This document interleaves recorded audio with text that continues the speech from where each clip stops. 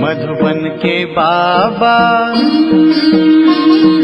मधुबन के बाबा मुरली वाले, आपका क्या कहना, आपका क्या कहना। ओम शांति। आज 22 जुलाई 2021 के साकार मधुर महावाक्य हैं। आज मीठे मीठे बाप दादा बोले, मीठे बच्चे, वृक्षपति बाप ने तुम बच्चों पर बृहस्पति की दशा बिठाई है। अभी तुम अविनाशी सुख की दुनिया में जा रहे हो। मीठे बाबा बोले कि मीठे बच्चे, वृक्षपति बाप ने तुम बच्चों पर बृहस्पति की दशा बिठाई है। अभी तुम अविनाशी सुख की दुनिया में जा रहे हो। और बाबा ने आज हमसे प्रश्न पूछा है कि अविनाशी बृहस्पति की दशा किन बच्चों पर बैठती और उनकी निशानी क्या होगी। और उत्तर में बाबा हमको समझा रहे हैं कि जो बच्चे जीते जी देह के सब संबंधों को त्याग अपने को आत्मा निश्चय करते, ऐसे निश्चय आत्मिक बुद्धि वाले बच्चों पर बृहस्पति की दशा बैठती है। उनके ही सुख का गायन है कि अति इंद्रिय सुख गोप गोपियों से पूछो, उनकी खुशी कभी भी गुम नहीं हो सकती। और आज मुरली का गीत है ओम नमः शिवाय। ओम शांति। बच्चों ने बाप की महिमा सुनी। आज के दिन को कहा ही जाता है वृक्षपति डे, जिसको मिलाकर कहा जाता है बृहस्पति। इनको ही गुरुवार भी कहा जाता है। न सिर्फ गुरुवार परंतु सत गुरुवार बंगाल में बहुत मानते हैं। गाया जाता है मनुष्य सृष्टि का बीज रूप, इसलिए वृक्षपति कहते हैं। बीज ठहरा तो पति भी ठहरा। वृक्ष के बीज को बाप भी कहेंगे। उनसे वृक्ष उत्पन्न होता है। यह है मनुष्य सृष्टि रूपी झाड़, इनका बीज ऊपर में है। बाबा कहते कि तुम जानते हो। क्या जानते हैं हम? कि हम बच्चों पर अब अविनाशी वृक्षपति की दशा है, क्योंकि अविनाशी स्वराज्य मिल रहा है। सत्य को कहा ही जाता है अविनाशी सुख धाम, और कलयुग को कहा जाता है विनाशी दुख धाम। अभी दुख धाम का विनाश होना है, सुख धाम अविनाशी है। आधा कल्प चलता है, जो अविनाशी वृक्षपति स्थापन कर रहे हैं। बच्चों को सर्विस के लिए पॉइंट्स नोट करनी है।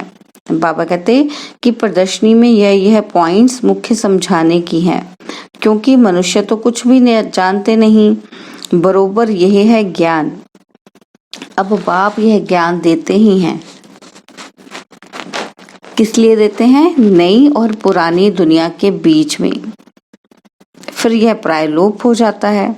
देवताओं को यह ज्ञान नहीं होता है।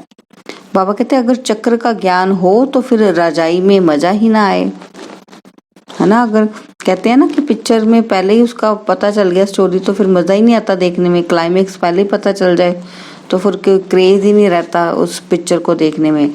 तो ऐसे ही बाबा कहते हैं कि अगर चक्कर का ज्ञान हो जाए तो फिर मजा ही नहीं है। बाबा कहते हैं कि तुमको भी ख्याल होता है ना, अभी तो तुमको भी ख्याल होता है कि क्या राज्य लेकर फिर हमारी यह हालत होगी। परंतु यह तो ड्रामा बना हुआ है, चक्र को फिरना ही है।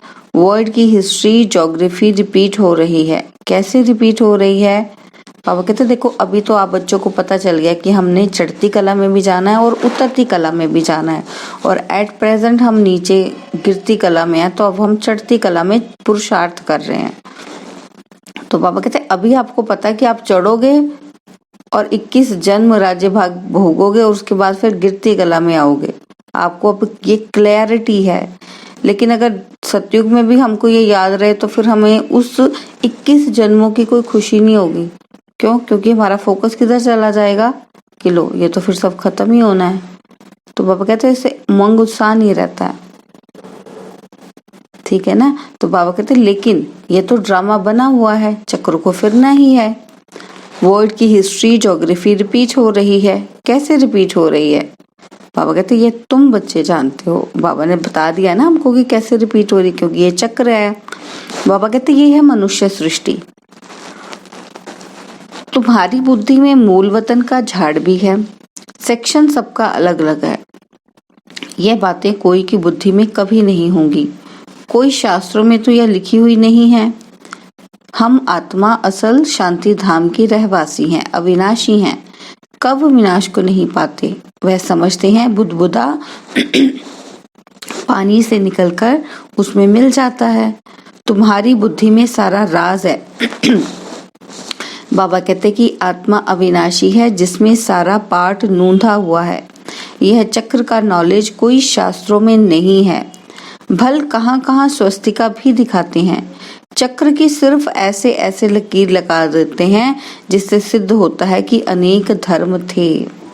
बाप ने समझाया है मुख्य धर्म और शास्त्र 4 हैं। सतयुग त्रेता में तो कोई धर्म स्थापन होता ही नहीं, ना वहाँ कोई धर्म शास्त्र होता है।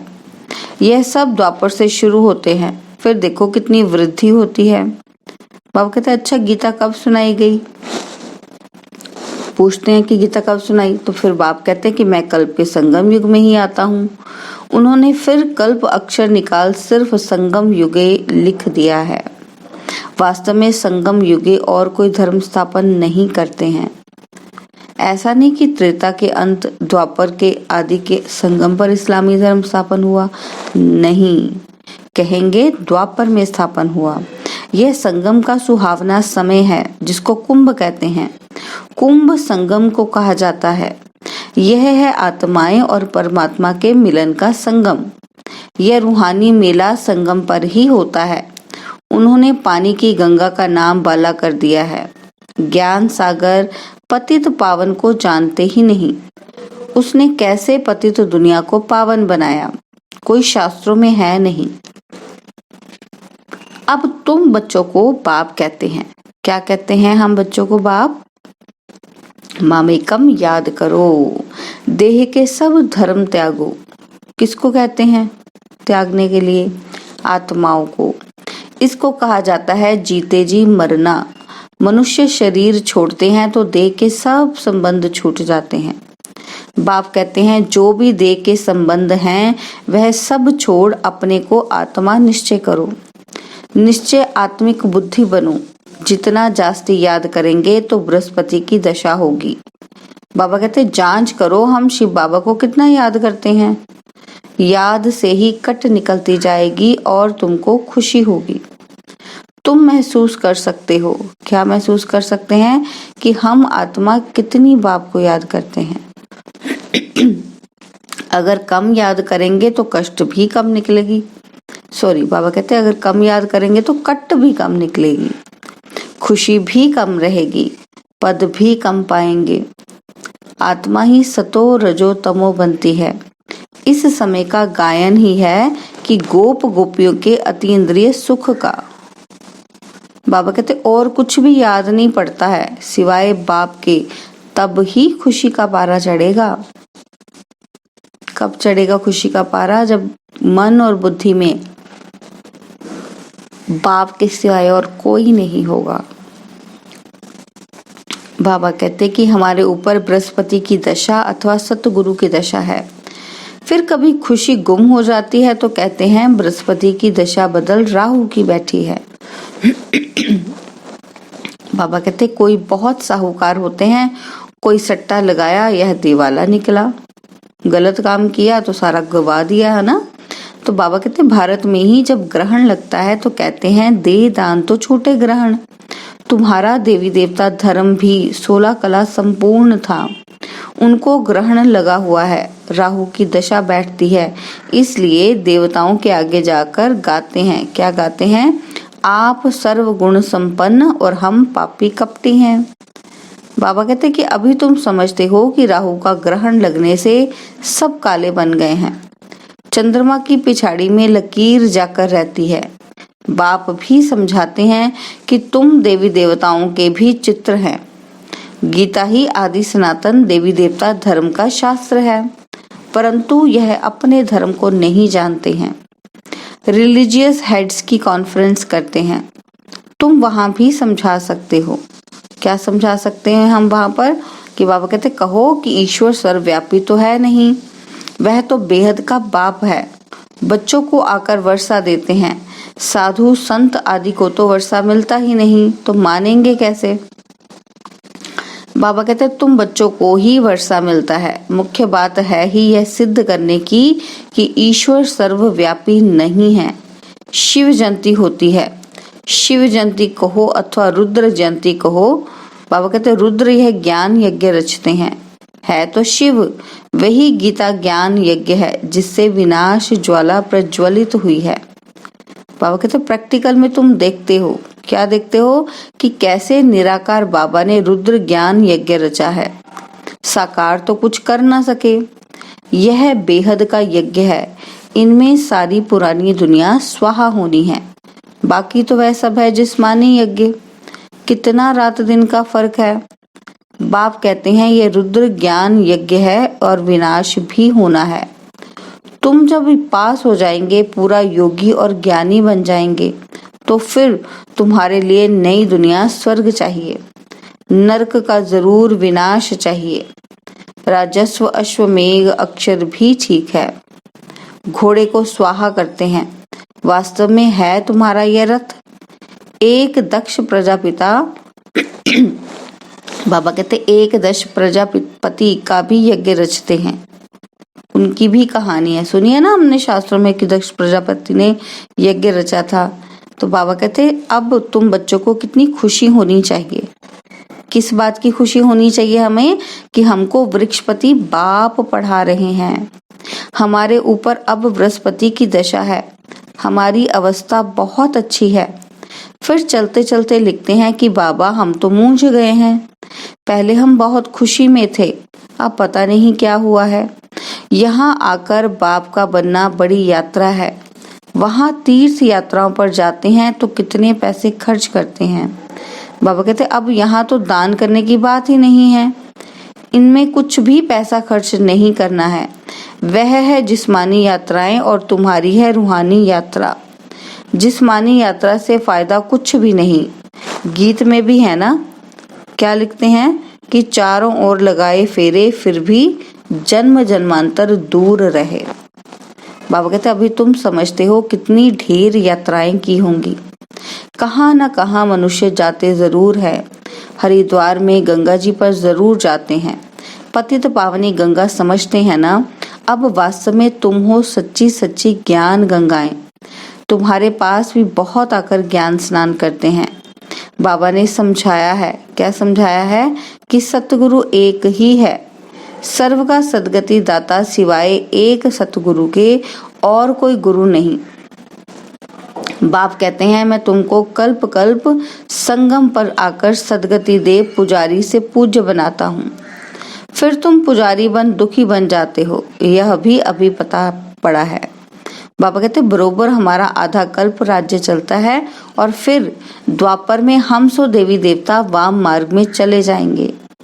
जब रावण राज्य शुरू होता है तब से ही वाम मार्ग शुरू होता है। उनकी भी निशानियां हैं। क्या निशानी बताई? कि जगन्नाथ के मंदिर में जाओ तो अंदर काली मूर्ति है और बाहर में देवताओं के गंदे चित्र हैं। उस समय अपने को भी थोड़े ही समझ में आता था, हमें थोड़ी समझ में आता था ये सब बातें कि ये क्या है। विकारी मनुष्य विकारी दृष्टि से देखेंगे तो समझते थे देवताएं भी विकारी थे। ये लिखा हुआ है, शास्त्रों में लिखा हुआ है कि क्या? कि देवताएं वाम मार्ग में जाते हैं, विकारों में जाते हैं। ड्रेस भी देवताओं की दी है। यहाँ भी देलवाड़ा मंदिर में जाओ तो ऊपर में स्वर्ग लगा हुआ है, नीचे तपस्या में बैठे हैं। इन सब राजों को और कोई जानते नहीं है। बाबा का तो अनुभवी रथ है ना। तुम बच्चे अब समझ रहे हो। क्या समझ रहे हैं हम? कि आत्माएं और परमात्मा अलग रहे बहुकाल। तुम जो पहले अलग हुए हो फिर तुम ही आकर पहले मिलते हो। सतयुग का फर्स्ट प्रिंस है श्री कृष्ण। कृष्ण का बाप भी तो होगा ना। और कृष्ण के माँ बाप का इतना कुछ दिखाते नहीं है, सिर्फ दिखाते हैं माथे पर रखकर नदी से उस पार ले गया। राजाई आदि कुछ नहीं दिखाई है। उनके बाप की महिमा क्यों नहीं है? क्यों नहीं है? बाबा कहते अभी तुम जानते हो, इस समय कृष्ण की आत्मा ने अच्छी रीति पढ़ाई पढ़ी है, जिस कारण माँ बाप से भी ऊंच पद पाया है। तुम समझते हो कि हम श्री कृष्ण की राजधानी में थे, स्वर्ग में तो थे ना, फिर हम चंद्रवंशी बने, अब फिर सूर्यवंशी बनने के लिए श्रीमत पर चल पावन दुनिया के मालिक बनेंगे। बाबा कहते हर एक अपनी अवस्था को देख सकते हो। अगर हम इस समय शरीर छोड़ दें तो किस गति को पाएंगे? हर एक समझ सकते हैं, जितना बाप को याद करेंगे उतने विकर्म विनाश होंगे। मनुष्य के ऊपर कोई आफतें व दुख आता है तो दिवाला निकालते हैं, तो साधुओं का जाकर संग करते हैं। फिर मनुष्य समझते हैं यह तो भगत आदमी है, ठगी थोड़े ही करेंगे। ऐसे ऐसे भी 2-4 वर्ष में बहुत धनवान हो जाते हैं। उनके पास बहुत छिपे हुए पैसे होते हैं। हर एक अपनी बुद्धि से समझ सकते हैं। बाबा कहते तुम्हारे में भी बहुत हैं जो बहुत कम याद करते हैं। इसलिए बाबा कहते हैं अपना कल्याण चाहते हो तो अपने पास नोटबुक रखो, चार्ट नोट करो, हम सारे दिन में कितना समय याद में रहे। बाबा कहते मनुष्य तो सारी जीवन की भी हिस्ट्री लिखते हैं, तुमको तो सिर्फ याद का चार्ट लिखना है। अपनी ही उन्नति है। बाबा को याद नहीं करेंगे तो ऊंच पद पा नहीं सकेंगे। विकर्म विनाश ही नहीं होंगे तो ऊंच पद कैसे पाएंगे? बाबा कहते फिर सजाएं खानी पड़ेंगी। मोचरा जो नहीं खाएंगे तो पद अच्छा मिलेगा। मोचरा खाकर तुम कुछ थोड़ा बहुत पद पाना, तो बाबा कहते ये क्या काम है? धर्मराज का मोचरा ना खाएं, बेइज्जती ना हो, यह पुरुषार्थ करना है। तुम देखते हो शिव बाबा बैठा रहता है, फिर धर्मराज भी है, तुमको सब साक्षात्कार कराते हैं। तुमने यह किया था, याद है? बाबा कहते अब खाओ सजा। फिर उसी समय सजाएं उतना ही खाते हैं जितनी जन्म जन्मांतर खाते हैं। पिछाड़ी में थोड़ा रोटी टुक्कड़ मिला, उससे क्या फायदा? बाबा कहते मोचरा तो नहीं खाना चाहिए। अपनी अवस्था की जांच करनी है, जैसे पोता मेल निकालते हैं। देखो बाबा कहते जांच कैसे करनी है? जैसे पोता मेल निकालते हैं, कोई 6 मास का, कोई 12 मास का अकाउंट्स बनाते हैं ना, तो बाबा कहते उसमें फिर हम प्रॉफिट लॉस देखते हैं। तो ऐसे हमको भी अपना पोता मेल निकालना है। बाबा कहते कोई तो रोज का भी निकालते हैं, जो पुरुषार्थी बच्चे हैं वो रोज का निकालेंगे। बाप कहते हैं तुम भी व्यापारी हो। कोई विरला व्यापारी बेहद के बाप से व्यापार करे। धन नहीं तो तन मन तो है ना, उनको शराफ भी कहते हैं। मट्टा सट्टा करते हैं ना। तुम तन मन धन देते हो, रिटर्न में 21 जन्म के लिए कितना वर्षा पाते हो? बाबा हम आपका हूँ, ऐसी युक्ति बताओ जो हमारी आत्मा इस शरीर इन लक्ष्मी नारायण जैसा बन जाए। कि हमारी आत्मा और शरीर किसके जैसा बन जाए? लक्ष्मी नारायण के जैसा बन जाए। बाबा कैसी युक्ति बताओ। तो फिर बाबा क्या कहते हैं? बाबा कहते हैं मैं तुमको कितना गोरा बनाता हूँ, एकदम रूप ही बदल देता हूँ। दूसरे जन्म में तुमको फर्स्ट क्लास शरीर मिलेगा। तुम वैकुंठ में भी देखते हो, तुम जानते हो यह मम्मा बाबा फिर लक्ष्मी नारायण बनेंगे। एम ऑब्जेक्ट भी दिखाते हैं। अब जो जितना पुरुषार्थ करे, बाबा कहते अगर पुरुषार्थ पूरा नहीं करेंगे, धंपा मचाएंगे तो अपना पद ही भ्रष्ट करेंगे।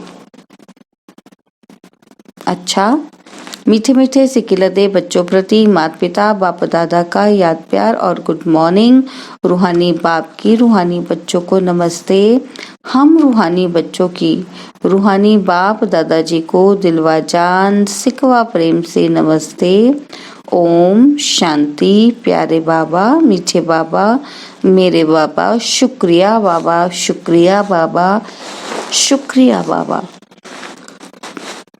धारणा के लिए मुख्य सार है। पहला पॉइंट है, बाबा कहते हैं अपनी अवस्था की जांच स्वयं ही करनी है। अपने कल्याण के लिए डेली डायरी लिखनी है, जिसमें याद का चार्ट नोट करना है।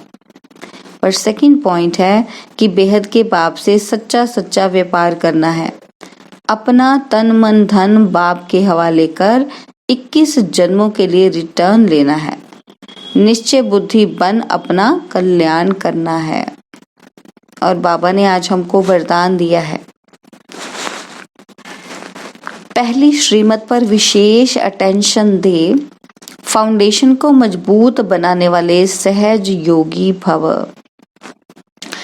पहली श्रीमत पर विशेष अटेंशन दे, फाउंडेशन को मजबूत बनाने वाले सहज योगी भव। बाप दादा समझा रहे हैं कि बाप दादा की नंबर 1 श्रीमत है, अपने को आत्मा समझ बाप को याद करो। यदि आत्मा के बजाय अपने को साधारण शरीरधारी समझते हो तो याद टिक नहीं सकती। वैसे भी कोई 2 चीजों को जब जोड़ा जाता है तो पहले समान बनाते हैं। ऐसे ही आत्मा समझकर याद करो तो याद सहज हो जाएगी। यह श्रीमत ही मुख्य फाउंडेशन है। इस बात पर बार बार अटेंशन दो तो सहज योगी बन जाएंगे। और स्लोगन है, आत्मा, बाबा कहते हैं कि कर्म आत्मा का दर्शन कराने वाला दर्पण है, इसलिए कर्म द्वारा शक्ति स्वरूप को प्रत्यक्ष करो। कर्म आत्मा का दर्शन कराने वाला दर्पण है, इसलिए कर्म द्वारा शक्ति स्वरूप को प्रत्यक्ष करो। ओम शांति।